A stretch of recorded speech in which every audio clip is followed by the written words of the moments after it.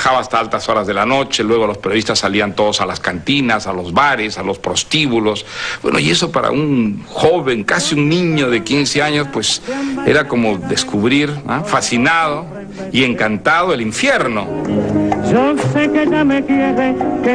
Años más tarde, en conversación en la catedral, el Negro Negro, un club del cual no queda hoy sino el esqueleto, aparecería como centro de esa tórrida bohemia limeña. Yo es la primera vez que vengo al Negro Negro, dijo Santiago. Vienen muchos pintores y escritores, ¿no? Pintores y escritores náufragos, dijo Carlitos. Cuando yo era un pichón entraba aquí como las beatas a las iglesias. Desde ese rincón espiaba, escuchaba. Cuando reconocía a un escritor me crecía el corazón. Quería estar cerca de los genios, quería que me contagiaran.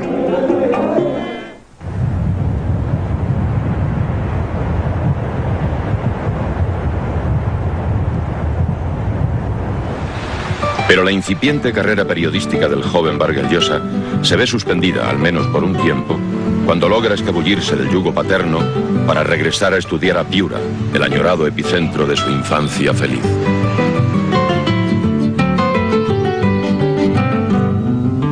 Esto era el jardín del director. Después, esta era la dirección, y esto era la secretaría. Y esto es el patio de honor. Es en este patio donde Mario Vargas Llosa da sus primeros pasos en la política al liderar a sus compañeros en una huelga contra la imposición de exámenes sorpresivos. Un episodio que después aparecería en su relato Los Jefes. Pero quizá la gran experiencia literaria en Piura fue que estrené la obra de teatro La huida del Inca que había escrito en Lima. Durante la semana de Piura, en el mes de junio, el Colegio San Miguel presentaba siempre o un espectáculo o una obra, y a mí se me ocurrió proponerle al colegio que este año fuera una obra de teatro de un alumno del Colegio San Miguel. Entonces Mario se presentó donde el director y le dijo: señor, yo puedo presentar una obra de teatro. Pero no, ¿cómo? Sí. Y le enseñó La huida del Inca, que es una cosa histórica, en fin, en 3 actos, que se presentó y fue todo un éxito en el Teatro Variedades. Pero lo cierto es que cuando él salió, parece que lo veo todavía delgadito, él, pero alto, espigado, y lo aplaudieron a rabiar. Ahí se ganó el corazón de Piura. Fue una experiencia emocionante, verla en el teatro, y además fue una experiencia que me hizo sentirme que ya era un escritor, que había ya llegado a la literatura. Desde aquel día, Vargas Llosa lleva en su billetera como un amuleto precioso el programa ya casi deshecho de La huida del Inca. Así que ese año, pues sí, hice ya un poco vida de escritor. Salía del colegio y me iba a trabajar en la industria de Piura, donde además de escribir sueltos, informaciones locales, darle vuelta a noticias de los periódicos de Lima, publicaba poemas, publicaba pequeñas historias, ¿no? Mario venía después de terminar las clases a las 5 de la tarde, corregía pruebas y después escribía sus crónicas, generalmente de cosas que veía, cosas de costumbres, en fin. Es una lástima que después se terminó esto, pero quedan los recuerdos. Y es una lástima porque hasta el titular se lo han quitado. Sí, el titular ahí arriba decía La industria. Desde aquel entonces, Vargas Llosa ha seguido cultivando con fidelidad el periodismo y sus artículos aparecen con frecuencia en los principales diarios del mundo.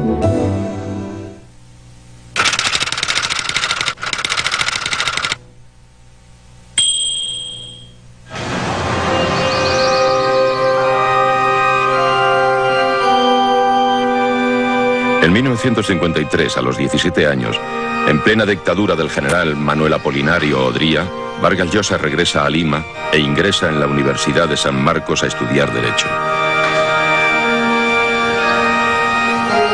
Mi mejor recuerdo académico fue Raúl Porras Barrenechea.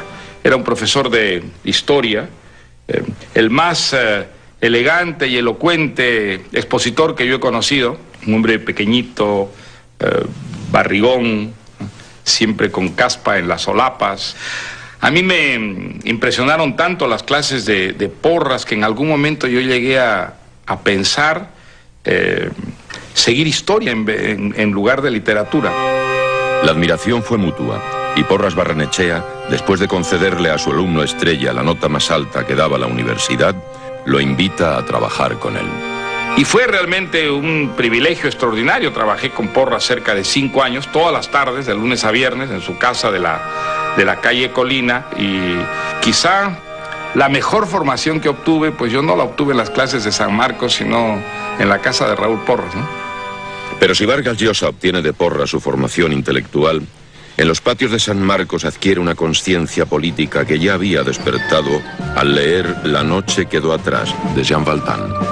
Y a mí ese libro me deslumbró y sobre todo me hizo soñar con una vida semejante, ¿no?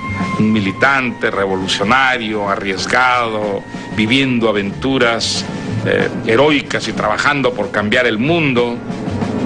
Vargas Llosa entra a militar en el grupo clandestino Cahuide, que trataba de reconstruir el Partido Comunista. La política estuvo siempre en la casa desde que Odría dio el golpe de Estado contra Bustamante y Rivero. Bustamante y Rivero era primo de mi abuelo y era además una persona que toda la familia Llosa reverenciaba y admiraba. Además, mi padre era partidario de Odría. Él celebró el golpe de Estado y, desde luego, odiar a Odría era una manera indirecta de rebelarme contra mi padre, ¿no? Así que la política entró en mi vida por allí, más o menos, ¿no? Cuando entré a San Marcos, fui marxista, ¿no? Fue la primera ideología más o menos ordenada, organizada a través de lecturas, de clases, pero con una visión crítica en gran parte determinada por mis lecturas de Sartre.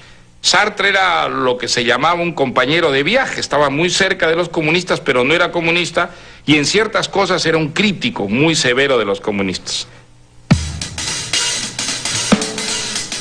En aquella época, Vargas Llosa conoce a dos de sus mejores amigos, Luis Loaiza y Abelardo Oquendo.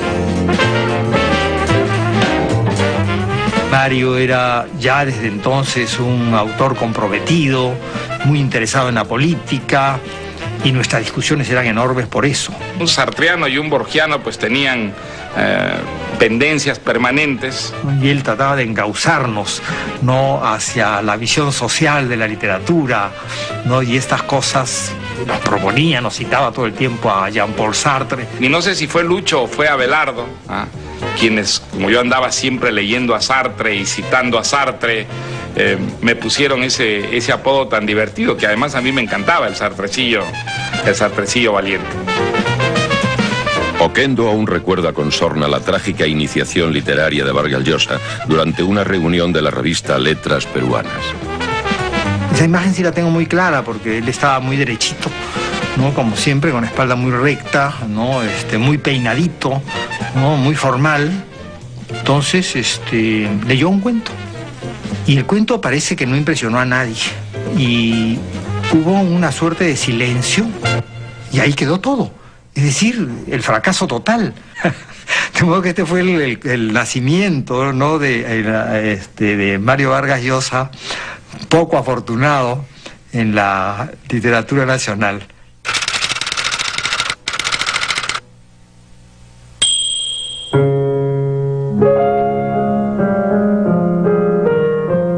Yo estaba en el tercer año de San Marcos y llegó Julia, que era cuñada de mi tío Lucho, hermana menor de mi tía Olga. Llegó a pasar con ellos una temporada, ella se había divorciado de su marido y entonces venía en cierta forma pues a tomar una distancia. Era muy simpática, muy divertida, muy animosa, vital. Y pues qué niño no se enamora de una mujer joven, guapa, simpática, atractiva. Así que fue una pasión bastante, digamos, exaltada y rápida.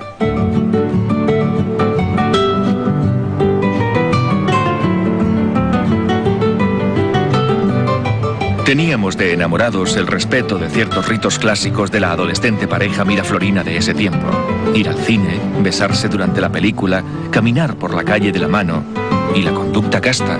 Pero, ¿cómo hubiéramos podido serlo dada la diferencia de edad y el parentesco? Yo yo tenía 18 y Julia tenía 30 años. Y entonces, pues en la familia hubo inmediatamente un movimiento de sorpresa primero, supongo, y luego de espanto. Fue el gran error de la familia, probablemente. Si la familia hubiera consentido, mirado al otro lado, probablemente esta relación que tenía mucho de absurdo, de disparatado, pues no hubiera prosperado. Pero como hubo oposición, yo me empeciné, y Julia era tan aventurera, tan insensata como para embarcarse en esta aventura. Así que pues terminamos casándonos a escondidas, de una manera también bastante pintoresca, casi melodramática, escandalosa. Imagínate, el muchacho engreído, el cerebro de la familia, se casa con una mujer 10 años mayor y divorciada. No era el ideal para toda la familia.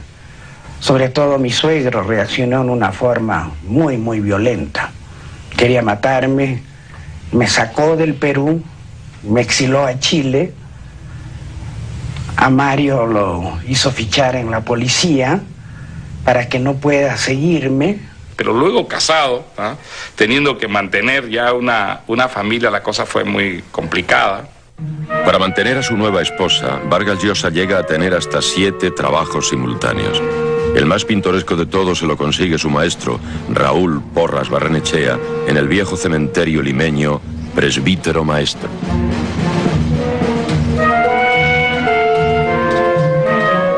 Había allí una serie de cuarteles que ya no estaban fichados, no estaban registrados los muertos. Y entonces mi trabajo consistía en ir al cementerio, tomar los nombres y las fechas de las lápidas, ponerlos sobre papel y llevárselos a la beneficencia que me pagaba por muerto.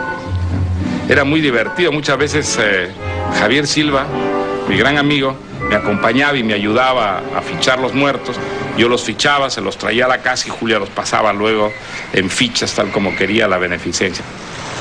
Lo que me maravilla todavía es cómo teniendo 7 trabajos yo podía seguir con mis estudios. Y me las arreglé incluso, además de seguir los cursos universitarios, con escribir cuentos, escribir artículos, participar en polémicas literarias, y finalmente hasta hacer mi tesis. A pesar del agobio de los trabajos alimenticios, Vargas Llosa y sus cofrades logran encontrar tiempo libre para publicar una revista a la que llaman Literatura. En 2001, un admirador le hace firmar a Vargas Llosa un volumen encuadernado de la revista que había conseguido en Uruguay. Y entonces Mario le preguntó el precio. ¿Cuánto ha pagado? Y le dijo $500. Que nos ha parecido pues un precio desmesurado, una revista de jovencitos, a quien nadie conocía entonces, ¿no? Y que no tiene mayor importancia, ¿no? Comprada por este admirador naturalmente de Mario Vargas Llosa, ¿no? En $500 en Montevideo. Pero entre tanto, una única idea fija asedia la mente de Mario Vargas Llosa: viajar a Europa. Tenía la enorme, digamos, ilusión de poder irme a Europa. Era mi sueño. Estaba convencido de que nunca sería un escritor si no llegaba a Europa, y sobre todo a Francia, que era donde yo quería llegar. Que decía que había que viajar a Europa, que acá no se podía escribir, y que había que irse no solamente a París, sino al bosque de Broselandia. Instaurar en el bosque de Broselandia una colonia de escritores, ¿no? Y no salir de allí hasta que cada uno tuviera pues un par de libros por lo menos.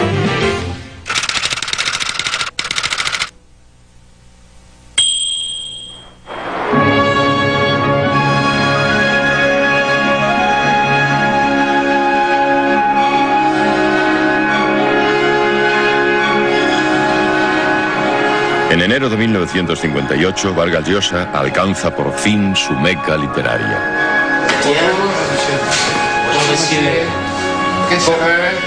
El desafío, uno de sus primeros cuentos, recibe un... Bajaba hasta altas horas de la noche, luego los periodistas salían todos a las cantinas, a los bares, a los prostíbulos. Bueno, y eso para un joven, casi un niño de 15 años, pues era como descubrir, fascinado y encantado, el infierno.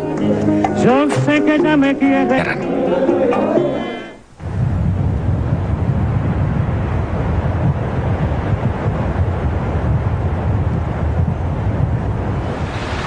Pero la incipiente carrera periodística del joven Vargas Llosa se ve suspendida, al menos por un tiempo, cuando, años más tarde, en conversación en la catedral, el Negro Negro, un club del cual no queda hoy sino el esqueleto, aparecería como centro de esa tórrida bohemia limeña. Yo es la primera vez que vengo al Negro Negro, dijo Santiago. Vienen muchos pintores y escritores, ¿no? Pintores y escritores náufragos, dijo Carlitos. Cuando yo era un pichón entraba aquí como las beatas a las iglesias. Desde ese rincón espiaba, escuchaba. Cuando reconocía a un escritor me crecía el corazón. Quería estar cerca de los genios, quería que me contagiaran. Logra escabullirse del yugo paterno para regresar a estudiar a Piura, el añorado epicentro de su infancia feliz.